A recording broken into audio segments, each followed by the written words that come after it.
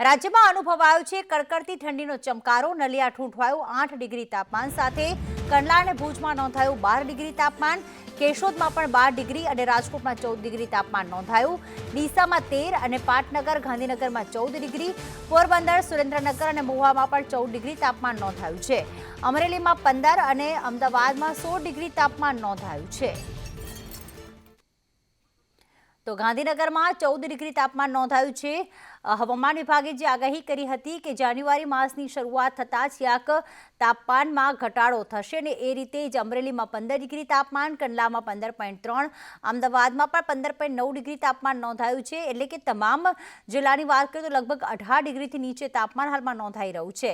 તો સૌથી ઠંડુગાર સાબિત થયું છે નલિયા, કે જ્યાં 8 ડિગ્રી તાપમાન નોંધાયું।